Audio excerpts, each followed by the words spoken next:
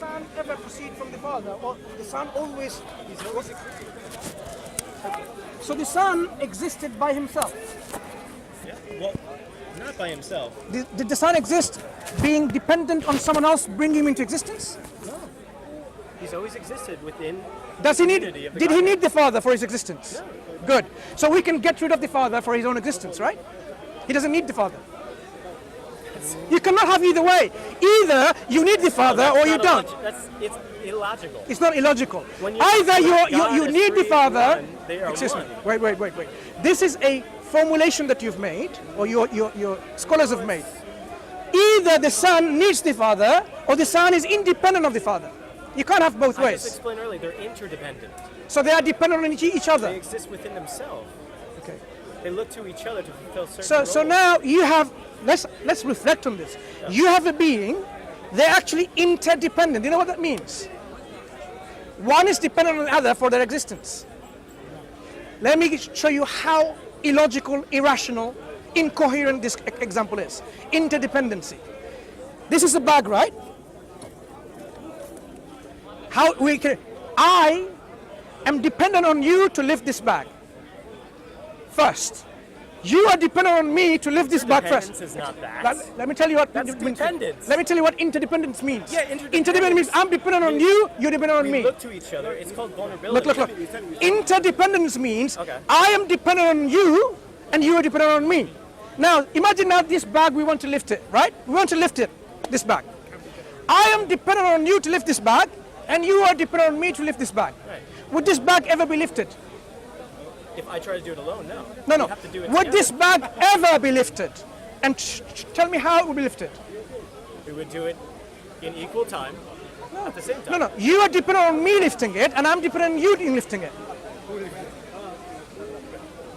It will never be lifted. That's not true. Are you a logical person? Rational person? Rational person. Okay, fine. Communication, my friend. No. Rationality means what? If I am dependent on you to lift this, and you're dependent upon me, all you have to do is say, hey, do you want to lift this now? Okay. And we lift it together. That's logic. No. You need me lifting it. Right. And I need you lifting it. So you're saying we both lift it together. Is that what you're saying? Yes. Okay. So we both lift it. Right. So we are now both together. dependent. Right. So in terms of so in terms of the dependency now, for your existence, now let's put that into perspective. You exist because the other Father gave existence to you. And the Father exists because the Son gave existence to the Father. Yeah? The existence, the mere existence is dependent for the Son on the Father and for the Father on the Son. Now, you said you're a rational person, solve that.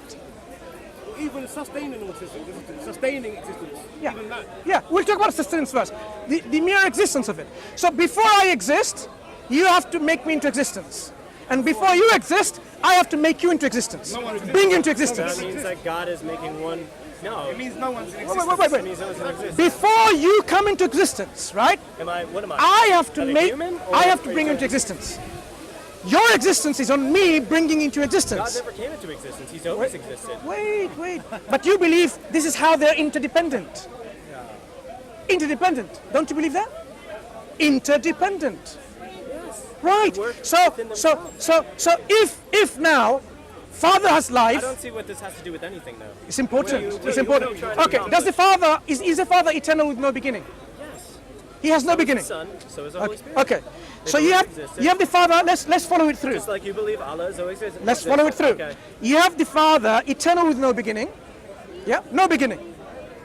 And you have the Son eternal with no beginning. Right, yes. So was the Father in any way, shape or form influencing the Son's existence, who had eternity with no beginning, always existence? Yes.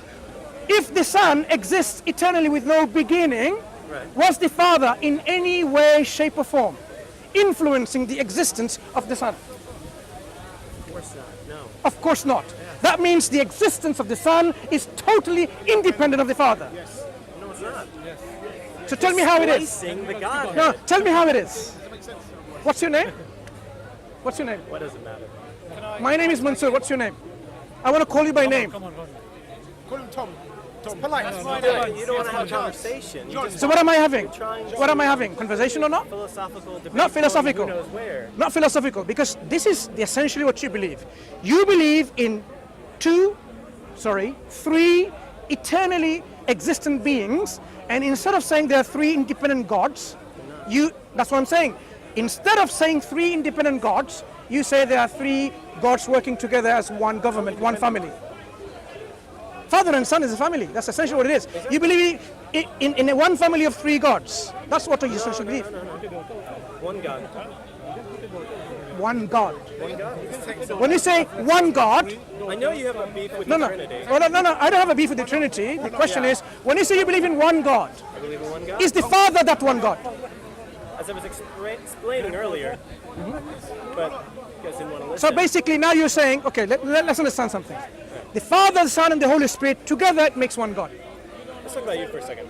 You as a person, Yeah, right? You have a body. I do. You have a soul, right? With a will, with emotions.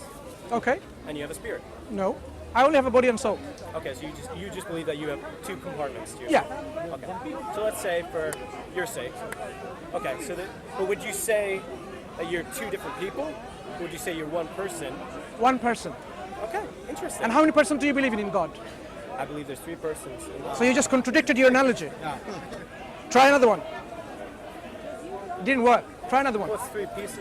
Parts of You God? just used an analogy to contradict and refute your own analogy, to your own belief, your own creed. You should then believe God is one person, but you believe God is more than one person. So your analogy goes against you. Do you not follow so far? Three in one. No, you believe God is three person. I do believe he's three persons. Do I believe I'm two person or one person? I believe you're one person. One person. Why don't you believe God is one But person? you have two dynamics to yourself. Well, don't you? slow down. Body and soul. Body and soul makes me one person. You believe in three person. You should believe in one person. I believe in one person.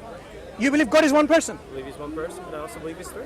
So you don't believe Father is a person, Son is a person, Holy Spirit is a person. You believe there's one person. I believe they're both at the same time. You believe God is one person. Piece that doesn't fit into logic. my friend. No. In your belief, look, I'm not going to take your belief away. If you wanna believe unlike every single other Christians who believes in three-person, tri-personal deity, three persons in one Godhead, that's up to them and that's up to you. You can believe God is one person. The only problem is when you believe in God is one person, is that the Father or the Son? Which one? Which one is it? Is it the Father or the Son? Yeah. Is Jesus that one person? Is Jesus that one God? The answer is no and no. It's yes. Okay. Yes and no. When Jesus came on earth, did he say, I am the only true God that demanded worship? Because there is only one God, there is only one true God that demands worship. Is Jesus that one true God demanding worship? Can I ask a question on that? No, you're not a Christian. I have to discuss with a Christian about their belief. You can have another discussion another time. Is Jesus that one and only true God demanding worship? He doesn't demand it. So he's But the not that and Father- only true God. The Father elevates him to So worship. Jesus is not that one true God then? He is the one true God. No. There is only one true God that demands worship. If Jesus isn't that one true God demanding worship, then Jesus is a Can we get separate over deity. This is a party line. It's not a party It's line. a party line because So- that's what you believe, Okay. and this is what I believe, and it's not going to change. Did Jesus believe he has a Two God? different streams of logic. Bob, that's not your name. What's your That's name? not my I'd like ask God. Ask God to tell you what my name is. Okay. So what you actually told your name earlier on. I It didn't- doesn't matter. I didn't tell my name. No, your name was it doesn't matter. When I ask what's your name, he says it doesn't matter. Yeah? I have many people saying, what's your name? He says irrelevant. I called him irrelevant. So it doesn't matter is your name to me because that's what you said. When Moses was asking God, who shall I tell who has sent me? You know what God said? Tell them I am who I am has sent me. Just like you're saying, it doesn't matter. I am who I am. Right. But there was Jesus- significance to why you said I am. Jesus, Is that right? Jesus, he said, I am going to my Father and your Father. Yeah. My God and your God. And he says, I'm going to my God and your God. Does he have a God? He is God. That's not what I'm asking you. And he still worships. That's not what I'm asking you. Yeah. There's worship within the Godhead. When he says, I'm going to my Father and your Father, does he have a Father? He does. Yeah, because he says, I am going to my Father means I have a Father that I'm going to. When he says, I'm going to my God and your God, Does he have a God? Yeah. Okay, very good. So now we establish from the mouth of Jesus Christ that he has a God. Jesus has a God. Are you familiar with the passage where it says, "My Lord said to my Lord"? Wait a moment. Instead of dealing every time, my friend, I could call you my it's friend. 'cause you will- Every time we're dealing with a particular text, Yeah. you go into a different text altogether. Deal with the text Because at hand. text validates other No. texts. First of all, the way to do Okay, the wait a way sec, the wait way a to interpret it is Do you build a you theological analyze. point on one scripture or a plethora of My scriptures friend. to make doctrine? Let me tell you how we interpret That would be things. errant, No. right? The way to Sure. interpret text is first you understand the text and provide the context. The context. Instead of But before you build a instead theological of You look to other statements Excuse that are me. made, so you don't make a generalization, right?